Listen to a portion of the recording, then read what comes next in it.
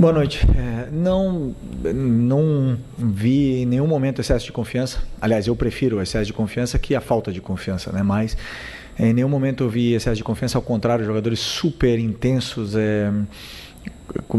querendo vencer em todo momento, acelerando as jogadas, tentando fazer um jogo para frente, vertical e até pecando em excesso por isso, muitas das vezes, principalmente no primeiro tempo, mas fizemos um jogo onde tivemos o domínio total, o domínio das chances, tivemos a bola, colocamos o adversário onde a gente queria que ele tivesse, mas o adversário que está muito bem treinado, muito bem organizado.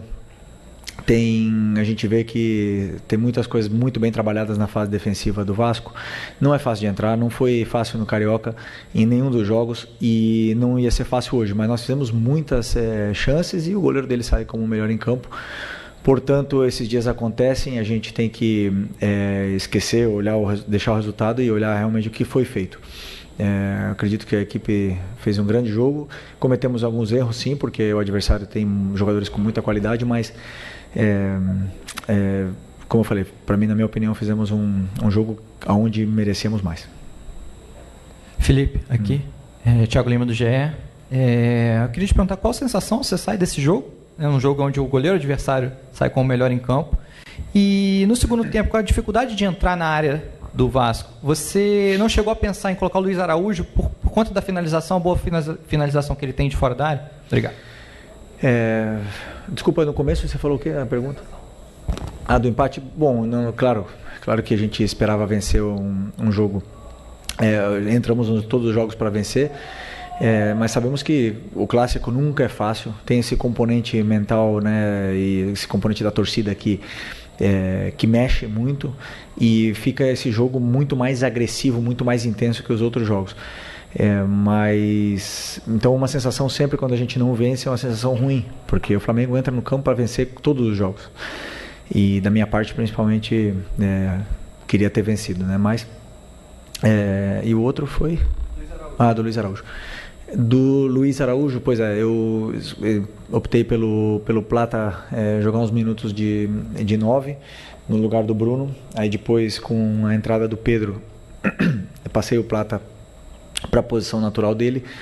E naquele momento que o time... Eu fiquei com uma troca ainda para o final, mas eu entendi que o Alan ia me dar mais ritmo e velocidade de circulação.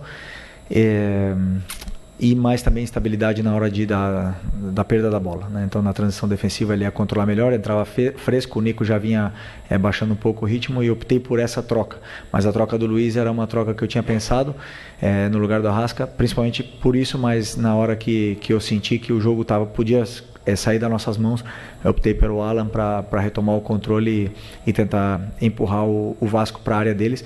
Assim conseguimos, tivemos mais 2 chances aí no final, mas infelizmente o goleiro deles, Léo Jardim, fez grandes defesas. Felipe, boa noite. Boa noite. Você mesmo acabou de mencionar que o Flamengo até criou mais que o Vasco, apesar do goleiro Agostinho Rossi também ter sido testado pelo ataque adversário. Mas, mais uma vez, né, o Flamengo tendo dificuldade para conseguir ser eficiente. Conseguir converter as oportunidades em gol.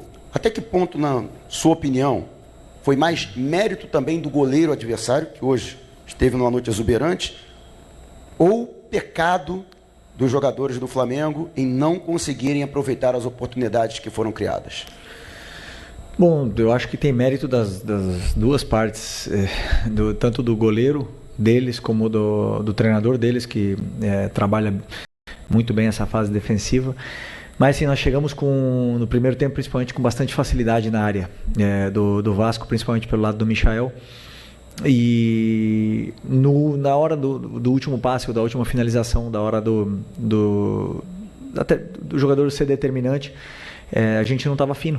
Hoje, infelizmente, não tivemos, e outra, também não finalizamos menos jogadas com tempo, né? Porque o Vasco, como eu falei, defende bem, os zagueiros leem bem a jogada, cobrem bem a profundidade, portanto tivemos menos tempo para finalizar. Isso é mérito do Vasco. mas os mecanismos estavam aí, toda a estrutura montada para os jogadores chegarem e criarem as chances. Depois isso acontece no futebol, não foi a primeira, não vai ser a última que vai acontecer. Sempre é mais fácil jogar em contra-ataque, com mais espaço. Quando o time todo se fecha atrás, é mais difícil, porque são mais pernas, mais gente para entrar, e esses jogos aí acontecem. Oi, Felipe, Sérgio Lobo. Eu vou insistir um pouquinho nesse tema que você respondeu agora. Você já falou do Léo Jardim, ok, fez um grande jogo. Vasco clássico, ok, é clássico. Mas você considera que alguns jogadores que são fundamentais do teu time, e aí assim, você já falou do Michael, mas Gerson, Arrascaeta, enfim, a gente já cansou de elogiá-los aqui também, faltou um pouquinho o brilho deles hoje, faltou essa última bola ou a penúltima bola, faltou esse brilho. O próprio Bruno Henrique também, hoje ele teve poucas chances, leitura de jogo. Você considera que hoje, tecnicamente, esses jogadores não estavam, digamos, numa noite feliz? Não, eu não acredito nisso. Eu vi que com a bola os jogadores estavam bem, não estavam perdendo a bola. O Arrascaeta, o Gerson não estava perdendo a bola. Claro que depois, dentro da área, o Gerson teve 3 chances, né, no primeiro tempo. Uma de cabeça, uma de fora, um chute de fora, um passe atrás, e a outra agora que eu não estou lembrando. Mas ele teve algumas chances de fazer gol, mas a finalização não foi perfeita, né? Depois o Pedro teve chances, o Cebolinha teve chances. Mas eu não senti o time mal com bola, sabe? Eu não senti o time sem confiança. Não senti aqueles erros onde a bola escapava do pé. Eu senti um time com confiança, construindo as jogadas, mantendo a solidez, principalmente a organização para atacar e dando poucas transições, né, poucas possibilidades de contra-ataque para o Vasco, né? Claro que o Vasco tem jogadas preparadas e conseguiram sair algumas vezes e criar algum perigo, mas o time manteve a organização. Depois não senti eles abaixo nesse quesito, mas claro, brilharam, como você falou, brilharam, porque quando não faz gol, obviamente que não teve o brilho que precisa. Boa noite, Felipe. Boa noite. Aqui, Cidão Marinho da Litoral News. Queria que você fizesse uma análise do jogo do Bruno Henrique em cima daquilo que você quis dele no campo, aquilo que ele se propôs a fazer.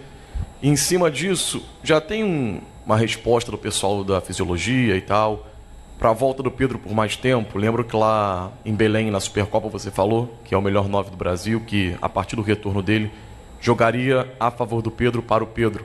Onde eu pedi, atacou o espaço quando tinha que atacar. E nós geramos mais jogo, na verdade, pelo lado direito do Vasco, né? E aí ele sempre preencheu a área e não acabou tendo a chance, né? Algumas vezes o Wesley mesmo chegou também na linha de fundo e a bola não chegou até ele, mas ele estava sempre onde eu pedi para ele estar, fez os movimentos que eu pedi para ele fazer. Portanto, quando um jogador faz tudo que o treinador pede para mim, independente de que tenha feito gol, o resultado acontecesse ou não, não importa. Eu gostei do jogo do Bruno. E sobre o Pedro, sempre que o melhor, o jogador determinante, o artilheiro, sei lá, a estrela do time está presente, o treinador ele tem que fazer o time girar em torno a isso, né? O Pedro tem um perfil diferente do Juninho, um perfil diferente do Bruno e do Plata. Então minha função é adaptar esse estilo dele, fazer outros mecanismos para que ele não precise fazer os mesmos movimentos que o Bruno ou que o Juninho, e que os outros jogadores façam, para dar mais tempo para a gente poder explorar o que ele tem de melhor. A partir do momento que ele esteja no nível do jeito que ele estava antes de machucar, obviamente que o time vai jogar para ele, né? Então é um processo. Agora são 7 meses sem jogar. Acho que foi o terceiro jogo que ele acabou de entrar. Hoje entrou também, acho que 30 minutos.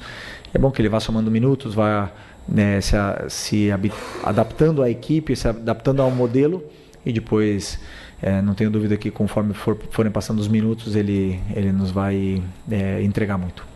Felipe, boa noite. Boa noite. Laje da Alfovo, da Flamengo TV. Em 2021, você como jogador estava lá jogando contra a LDU, né? Flamengo venceu por 3-2, é um tema batido, mas necessário. A questão da altitude, né? Vai ser, se eu não me engano, a sua primeira experiência como técnico comandando um time na altitude, né? Com esse contratempo. Queria que você falasse para a torcida o que ela pode esperar do seu Flamengo nesse jogo-chave da Libertadores.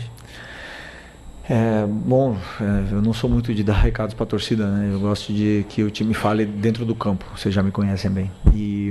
Mas sim, nunca é fácil jogar na altitude, sempre é difícil pressionar alto, porque os jogadores eles perdem o fôlego rápido e não recuperam. O problema da altitude é que você não recupera do esforço explosivo que você fez. Então, se o máximo possível para tentar conquistar, fazer um grande jogo para poder vencer, que precisamos muito dessa vitória. Felipe, Isaac Andrade, do Flavoz. Você já falou bastante, explicou essa questão do jogo, da evolução do Flamengo, de entender a proposta do Vasco. O Vasco também veio com uma proposta bem interessante no primeiro tempo. Bom, voltando